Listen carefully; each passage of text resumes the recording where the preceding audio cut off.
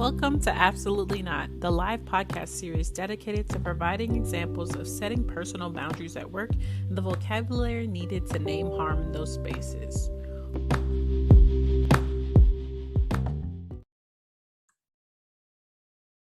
Thank y'all so much for being here today. I'm so grateful to everyone who keeps showing up to this space and being a part of this growing community. I cannot thank y'all enough.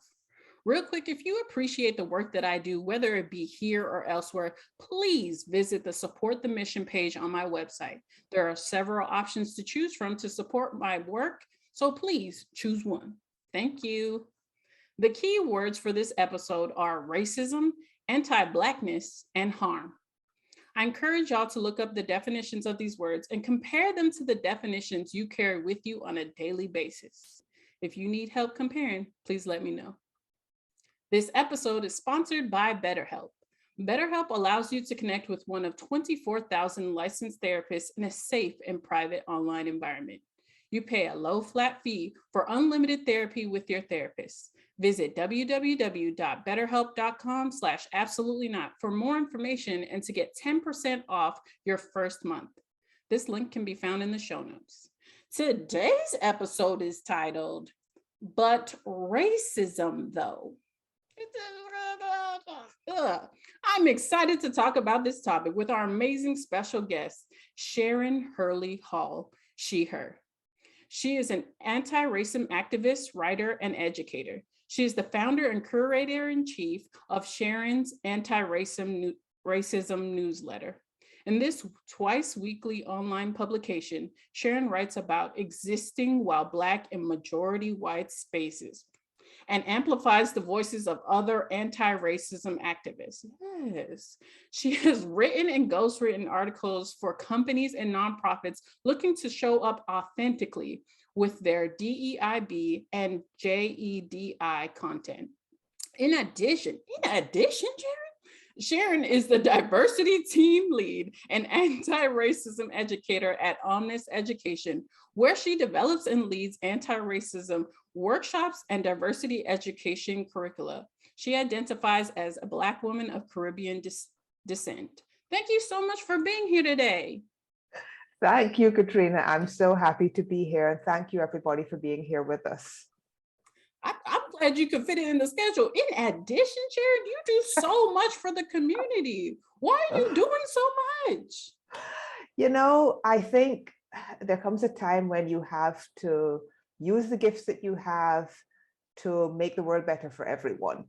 And my gift happens to be writing with a little bit of teaching and speaking. So that's what I'm doing. I'm using what I have to fight racism. I'm using what I have to fight racism. I love it. And I love the title of our episodes today, But Racism Though. Sharon, why are we confused about racism today? Or what is that about? Well, you know, when we were discussing the topic for this episode, I think it became quite obvious that it's something that runs through everything. It runs through our lives as, well, not just through the lives of Black people, but non-Black people as well. It's like underpinning so much in our society. And it's something that doesn't get talked about in the way that it needs to be talked about, with the consistency it needs to be talked about. Even as we are raising awareness of it, there are still people that are gaslighting, that are pushing back. And, you know, it's kind of a reminder to sort of bring us back to, it's like, but racism though, we need to keep talking about racism. We need to keep fighting racism. You know, and in answer to Tosin, I hope I pronounced your name correctly. Yes, that is my library. And I have read most of those books. Mm-hmm. I love that people are interested in the work you're doing behind you, but the work in front of you that you're talking about, how people are not being consistent in their anti-racism journey. Sharon, have you ever been in the presence of somebody who's been inconsistent? Oh, yes. I think that a lot of people, a lot of would-be allies certainly, get to a point where they suddenly think it's too hard. You know, they spend a lot of time reading, they spend a lot of time learning, but they don't spend enough time doing. And the thing is, I can't take off my skin. You can't take off your skin. You know, we don't get to decide that it's too hard. because we're identified as who we are as we move out in the world. And, for good or bad, that means that we are the visible face. And therefore, we need to do something about it. Oh, I mean, I am reminded of this daily, but I love to hear it again every single day from other people. I love that you broke down who gets to decide. It's too hard. Sharon, when was Mhm. the last time you had to tell somebody like, "Oh, I don't get to decide that ever"? It's probably in the last couple of weeks. It comes up regularly. It comes up regularly on social media. It comes up regularly in training. It's about just reminding people that it is something that you can take off. In fact, with the allies group that I run, we had a discussion on when did you know that you were white? When did you know that you were Black? And the fact that, it's not something that you get to opt out of, right? It's not, our Black skin is not seen as the default. It's not something that we can shake off. Even, I love being Black, but it comes with that baggage that people are going to treat you in a racist way. Often, not always, but often. Often we are reminded of what people see us as and where we stand in the hierarchy. Has anyone Mhm. ever reminded you like, hey, you are in this place in the hierarchy? Oh, yes.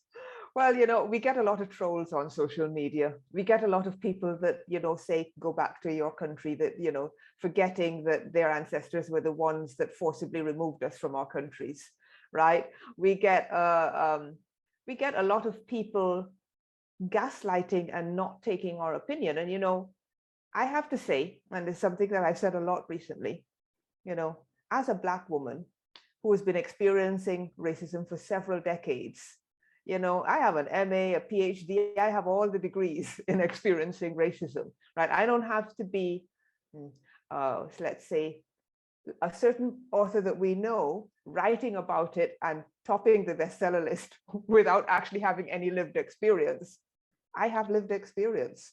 And so when, I have to keep reminding people of this. And I have to say, when they doubt my credentials, my qualifications to be speaking about this topic, I have to remind them, I have degrees too, but I also have decades of experience. Mm. This is also illuminating of like what the system is holding as more important, lived experience or education, and where that Mhm. education is coming from. Like I've seen back and forth on social media about indigenous just knowledge about the indigenous communities and how none of that has made it for a lot of communities has made it to academia. So how are we supposed to be comparing education? Exactly, because a lot of knowledge was wiped out, discounted, and lost, discredited. But that doesn't make it any less valuable. That doesn't make it any less valid.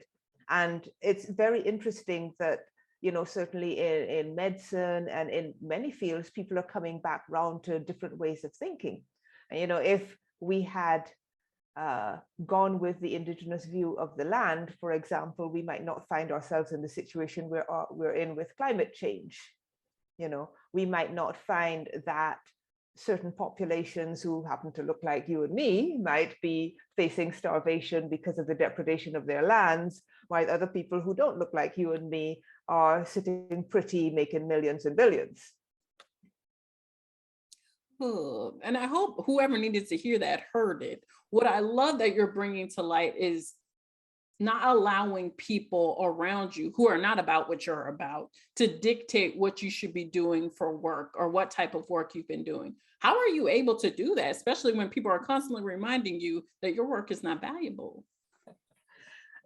Their opinion of me is none of my business, Katrina. I know what I have to do. I know what I have to do. And I think all of us who do this kind of work will find people that it resonates with, will find people that we're reaching who are then able to reach out to others in a sort of ripple effect, and especially in relation to something like racism. I had a conversation with someone this morning and I said, there are people that are not going to take the message from me, that are going to take it from you, but you'll take it from me. So let's keep working. Let's keep spreading this message through those ripples that racism is wrong, that it's something that we have to fight.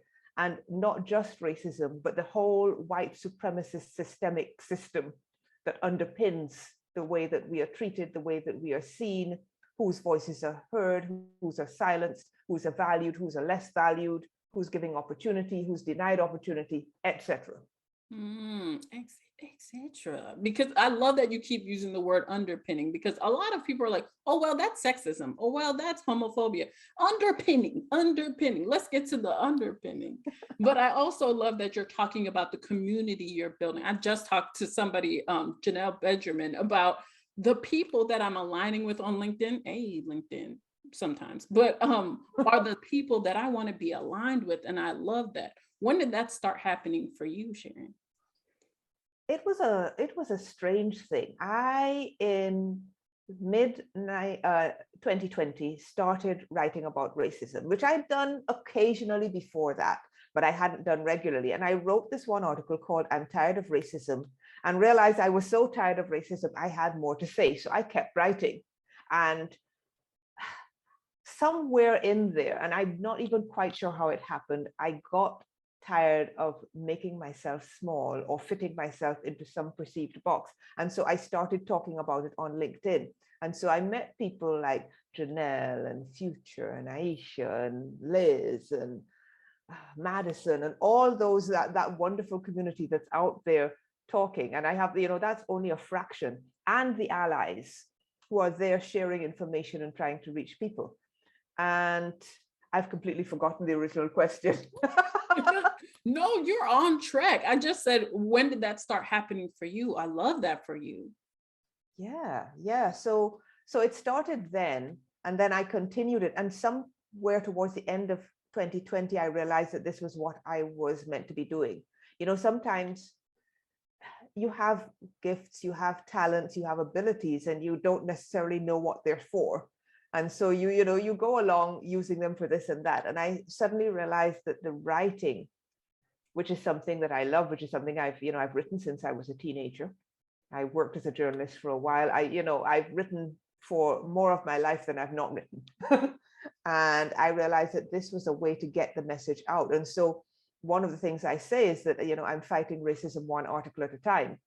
But I want people to take those articles, take that knowledge, and not just read them and store them away. I want them to do something with them. I love it when people say, I had a conversation with my family. I used your article and I talked to my racist uncle. I took it to my co-workers and told them we've got to do better on microaggressions, and so on. I love that. And I love that it's focusing on like your strengths. A lot of people talk about like your scope of genius. And Kimberly John Morgan, another amazing being that I've met via LinkedIn, always reminds me of like my original design. I'm good at talking, baby. I can talk all day, but other people in my community are good at writing. Other people in my community, those dance videos that Ashani yes, does. Oh, they are fast. But knowing that and still being in community, that's amazing. And it's so much to like not competitive, not anything. We're building a community. Have you ever been in a presence with somebody who saw you as competition? That is a good question. Not so much in this current iteration of my life, but certainly as a Black woman, especially in a majority white space, you have to be excellent to have the same opportunities. But in showcasing that excellence, people who are less excellent can see you as competition. And so there've definitely been situations where people have been surprised by what I brought to the table, and sometimes a little upset, that I appeared to be more qualified. It's been a while. I mean, I have been out of the workplace for a while now. I've been freelancing for 16 years or so. And so I have been able to carve out my niche and build my own space and make sure that work works the way I want it to work for me. Oh, can you say that again? If you can, could you say that again? I have been able to carve out space to make sure that work works the way I want it to work for me. Oh, somebody write it down. Take it with you, absorb it, digest it. I hope that you take that with you because I'm going to. I love you and your sister. Both have, I mean, the vibes. But I love that you talked about working harder in spaces that are only going to see you as competition and are also then going to immediately remind you of what you are to them anyway. So it's a lose-lose. What would you be telling to be, or what would you say to people who are working really freaking hard right now because they are Black? Don't give up. Don't give up. But always look for your way out. Look for your way to find some meaning, to find some to do some self-care, to look after yourself, because those corporate spaces don't generally look after you. They don't generally value you. And coming back to our original topic, but racism though, there's a lot of that going on. And interestingly, I think sometimes you even gaslight yourself because you don't even want to believe that that's what's happening. But when you go back and you think and you look about it, and that's the thing about this community, Katrina, is the brilliance of it is that people start to share their experiences from across the globe, and you realize that racism and anti-Black racism and the harm that it does, these are global phenomena. This is not just about what's happening in the US or the UK or Canada, in Barbados, in the Caribbean, wherever. This is not populations, indigenous populations, people of color, Black people have faced this over centuries and continue to face it in the spaces where we move, especially in white majority spaces, though not exclusively in white majority spaces, because that's a whole other thing. That is a whole nother topic, but I love that you are breaking it down for everyone, because there are a lot of times you're the only one in those spaces. So you're like, okay, but well, everybody else is fine. That's Bob and Chad. They're fine for a reason. They're good for a reason. The acceptance of how different you are from the other people in the room is what leads you to a healthier life. Sharon, what was a point in your life that you had to accept, oh, I am Black in this white space? Oh my gosh. Well, I think every Black person could remember when they first realized, right? And for me, I was a child. I was about 7, and I remember going into a space. I was actually living in Trinidad at the time, and a barman called me the N-word, and I suddenly realized, hey, I'm different from this person.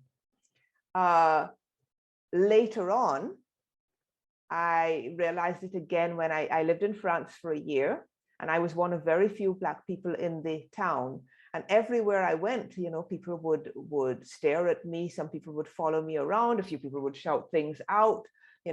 I overheard conversations that people would have. Now, even then, and I was not by any means, I'm an introvert. I'm not by any means a feisty person, but I knew that there had to be some pushback.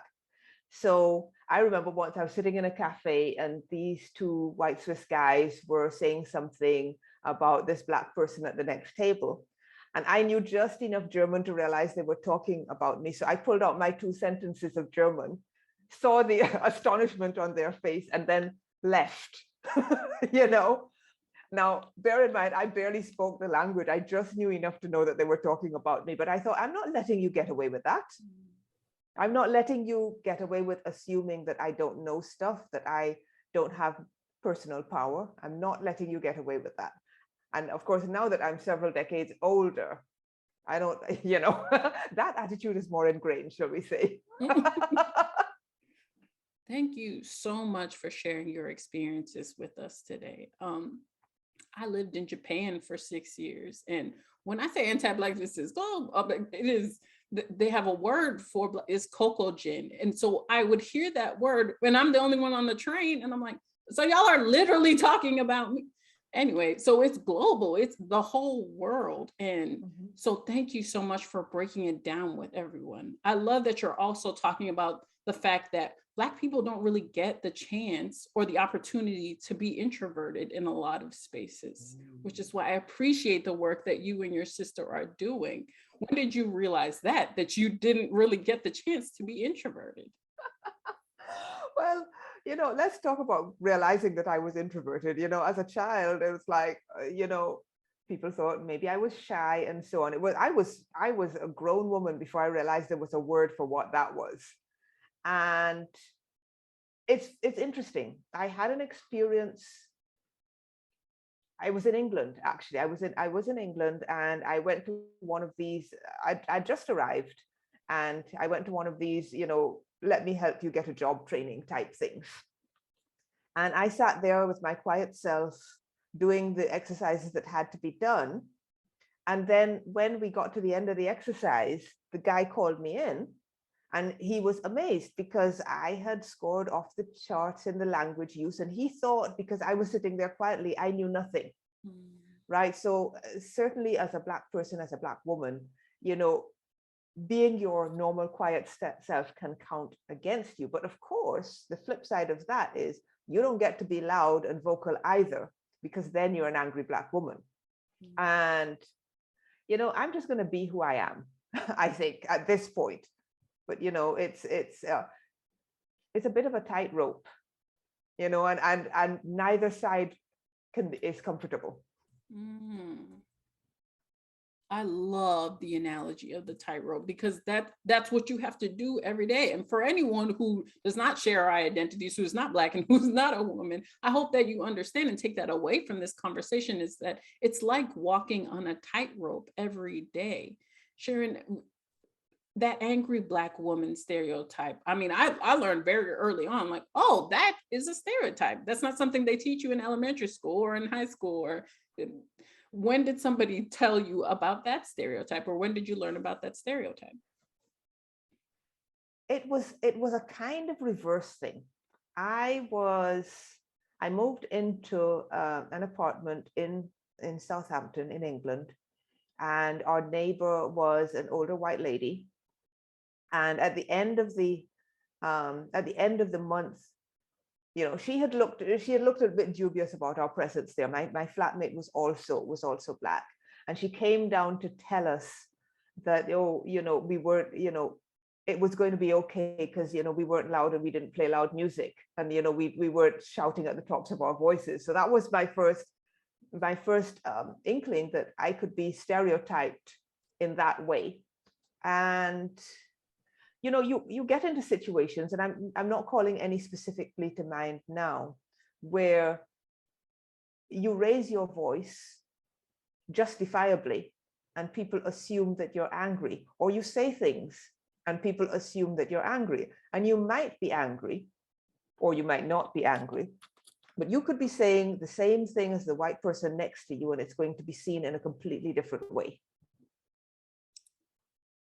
Going to be seen in a completely different way. They paint a whole picture, like she threw her arms up, I was attacked, da da da da. Oh my goodness. And for people in the bodies that we are in, that is not only internally harmful, but it could very much be externally harmful. Has it ever been externally harmful for you? It has not. When I move in certain spaces, particularly when I'm visiting the US, I move differently. I carry myself differently because I have a hyper awareness of the potential for harm. I've had things that were more emotionally harmful. So, for example, again, I'm going to use a UK example. When you move through certain spaces as a Black woman, people will imply certain things about you. Okay, so I remember on 2 occasions that I remember right now, people implied that I was a prostitute, a sex worker. They didn't use the term sex worker. They used other terminology. And I couldn't figure out.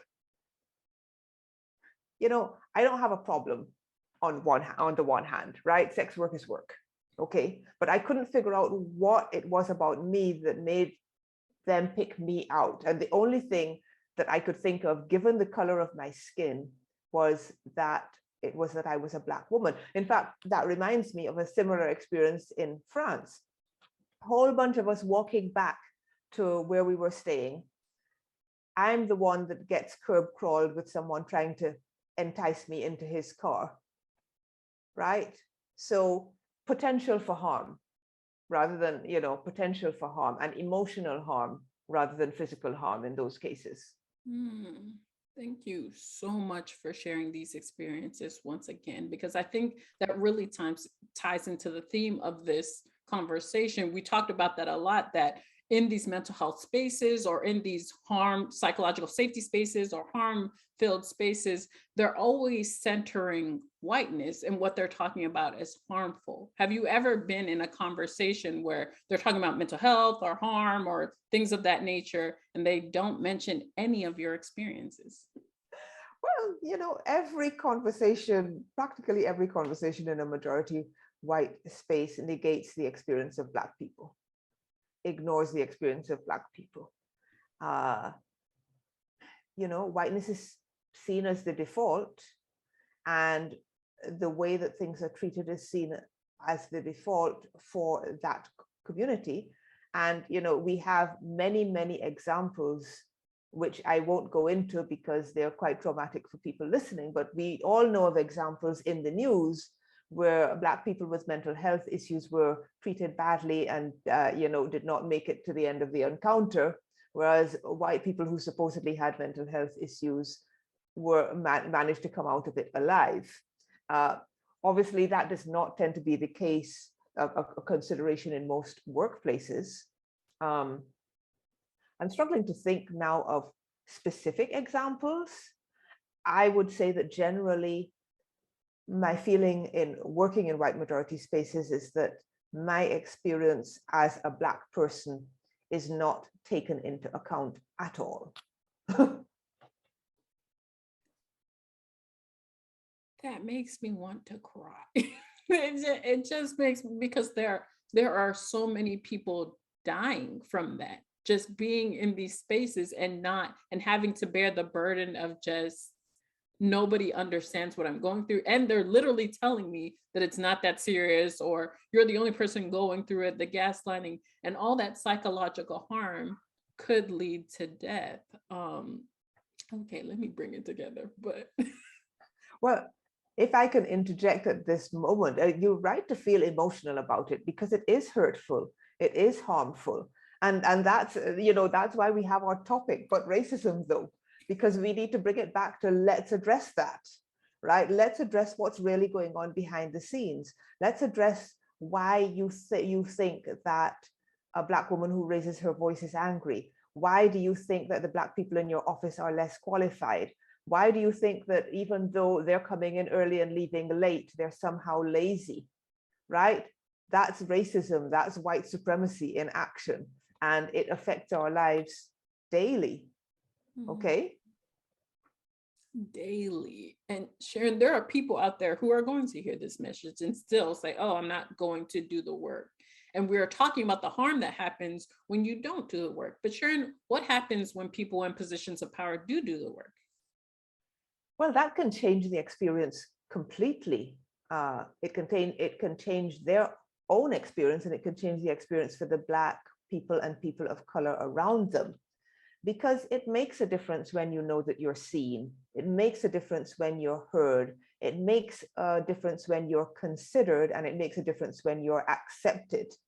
And I want to segue slightly to say that a lot of us talk about inclusion, but I actually prefer to think of it belonging, because inclusion implies that somebody's still standing at the gate deciding whether to let you in, right? The point is that the default should be that we all belong. We're human beings, we all belong. Things that work for us should be considered.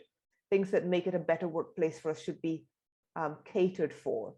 It should not be a case of let's just assume that everybody's in the same situation and do a blanket thing, which is not going to work for your Black and brown colleagues, right? Ooh, those blanket statements, they use them a lot. They use a lot. one of the conversations I was recently able to watch was with Dr. Carrie Yazid and Dr. Cheryl Thompson. And Dr. Cheryl Thompson, she talked about looking at diversity and inclusion as a skyscraper. If all your diversity is on at the lobby or on the first floor or on the second floor, and none of them are in the penthouse, then what the fuck is that? Good point. Good point. No, they don't belong there. Well, you're allowing them to be included on the ground floor and not in the decision-making boardroom place or wherever. Yeah, a lot of people look at diversity as numbers. You know, we've got 100 staff and we've got 50 people who are Black or brown or people of color. But what I want to know is who's in the leadership team, who's in the management, who's making the decisions that are going to ensure that the next Black person to come into that office feels safe, that the next Black person to come into that office gets mentored, that the next Black person to come into that office gets promoted, right? Who is going to make sure that when the Black people sit together in the cafeteria, that the white people don't assume they're a threat, right?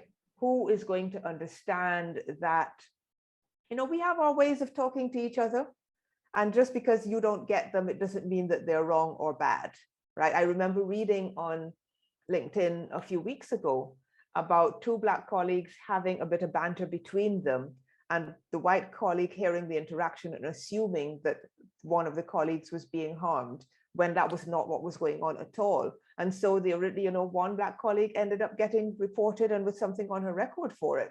So we need to get to a point where more people recognize that there's stuff that they don't know, right? We need to get to a point where, you know, you're prepared to admit what you don't know. You're prepared to try and fix the problem. You're prepared to mess up while trying to fix the problem and not to give up if you mess up. And not to give up if you mess up, or if it's too hard, because we talked about it being too hard earlier. But I love that you're breaking it down for people who are in positions of power or who are white, and just the idea of taking a pause before you report somebody, like that, even that notion of like, let me call the authorities because something is happening with a Black person, because anything is happening with a Black person that I don't understand. Yeah, there's too much of that. There's too much of that. And, you know, we see it in the Amy Coopers, and, you know, but we also see it in the workplace, right? And yeah, take a breath, take a pause, accept that there are things that you don't know. See if you can figure out what's really going on. And, you know, maybe don't go straight to the authorities, because we are in this white supremacist system. And, you know, I say this often, even though it's not mine, right? White supremacy is the water, it's not the shark. It's not, you know, we say about racism though, but, you know, it's not just about these individual acts. It's about the whole system that we're in. That means that when two colleagues do the same thing and one is Black and one is white, and you invoke the authorities, the Black colleague is the one who's more likely to be reprimanded and ending up with a poor work record, right? The Black person is the person that's likely to end up with negative consequences. And so one of the things that would-be allies can do is intervene when they see it happening and not cause that harm themselves.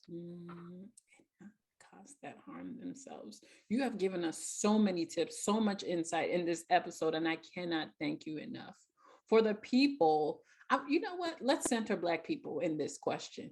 For the Black people that are in spaces right now where they are in the water, they are swimming in the water right now, and they literally feel like they're about to drown. What are some tips you would share with them about setting boundaries, not internalizing the white supremacy that is in that space or the behaviors of white people in that space? You need to remember, and we all need to remember that, you know, we're descended from kings and queens and great civilizations, and we need to carry some of that energy with us, even at times when it seems hard, right? And then we need to set boundaries. And a great question for doing that, especially in terms of microaggressions, right? Somebody comes and they say something about, you're so articulate, or where are you really from? You know, those kinds of questions. And you can say, what did you mean by that? right?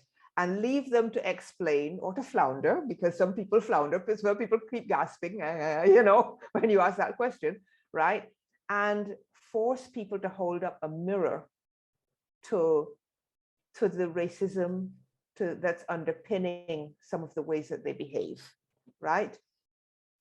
The other thing, and it's not possible for everyone, because bills got to be paid, and sometimes you got a job and you got to stay in the job even though it is causing you harm, is then you have to say, okay, when I'm out of that space, you've got to be able to find a way to let some of that go and put yourself in a good mental space, right? When I was working, I'd come back from a day where the people in my office were being unusually racist or harmful, and I went into my space, I put on some music, I read some books, whatever it is, you need to figure out what that self-care looks like for you and do that, right? Sometimes yes, Tosin, sometimes you just need to take some time off.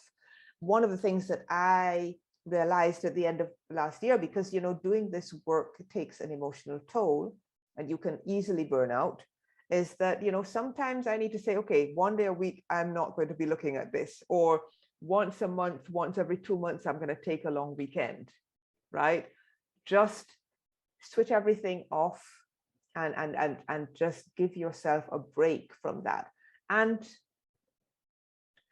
when you can, you move to a space that is less harmful. You look for somewhere where you're going to be appreciated. It's not always possible. We all know that. We've all had to be in jobs that didn't have our best interests at heart. Okay. But, within the boundaries of what is possible, if you can take unpaid leave, if you can take your vacation, if you, spread out your vacation so you can take some long weekends, whatever you need to do, and, switch off the notifications on your phone, be on vacation when you're on vacation, right? And I know it's really difficult, particularly in the US, because your culture tends to be, let's be always on, always connected. But, if you're going to care for yourself, sometimes you have to disconnect. If you're going to care for yourself, sometimes you have to disconnect. I just want to read this comment that's in the chat. I think there's a lot of bias and racism that is ingrained in our culture, so subtle to white people, especially, but not exclusively. And it's not even acknowledged as racist. Yes, it's the microaggression, the water, not the shark. I feel like that's where the work needs to be done. But it's so hard for people to recognize. Yes. Thank you so much for that analogy again, Sharon, about the shark, the water, not the shark. That's a really, really good comment. Yes, Margaret. And, some people start to do the work by doing these much, unconscious bias trainings, which, they're good, but it's not one and done. I always say you have to make the unconscious conscious. You have to make the unseen seen. You have to make it so visible that people can no longer deny that it's happening. And sometimes asking them why they've said a thing or where a certain thing came from forces them to actually think about it and then say, okay, maybe this was not the right approach. Maybe I'm actually causing harm. Sometimes, you have to hold up that mirror, right? And it's difficult if you're the only one, but you can, asking that question is one way that you can do it in a way that does not cause further harm to you, but also forces people to confront where their attitudes are coming from. I love that you have used the word underpinnings. I hope everybody who hears this is just like, okay, why have I said this? Is this harmful? If somebody tells me it's harmful, what are the underpinnings of it? Man, I'm about to underpin everything. But thank you so much for sharing that. Are there any last minute sprinkles that you'd like to share with the audience today? Well, I'm grateful to be here. I talk about these issues a lot more in my newsletter, antiracismnewsletter.com. I also have a collection coming out based on the first year of the newsletter called I'm Tired of Racism. if you subscribe to the newsletter, you will be the first to hear when it comes out. I am hoping that that's going to be out by the middle of the year. And yeah, that's it. Feel free to follow me on LinkedIn. Racism and anti-racism and anti-Blackness are some of the topics I talk about regularly, along with a few other things like self-publishing, because I'm publishing a book, and that kind of thing. So yeah, I'd love to connect with you more there. Thank you for being here. Oof. Thank you everyone for showing up today. I really appreciate your time today. Sorry, we have to stop your video because this is recording, but thank you so much for your time today. Everyone, thank you for all the info or for all the comments that you have in the chat. If you don't take anything else from this space, please know that if you are in the water right now and you feel like you are drowning, start setting some boundaries. Start telling these people that you are Black and you have different needs and that you deserve the respect that everybody else is getting in that space. But until next time, keep setting those boundaries and saying absolutely not to everything unaligned. We'll see you next time. Bye. Thank you so much for listening to Absolutely Not. Your support means the world to me. You can always further support the show by leaving a review or visiting the Support the Mission page on my website, www.katrinastroll.com. My website is also where you can register for upcoming live episodes, watch amazing past episodes of Absolutely Not, and buy Absolutely Not merch. Yay! Until next time, keep setting those boundaries and saying absolutely not to anything unaligned. See you next time.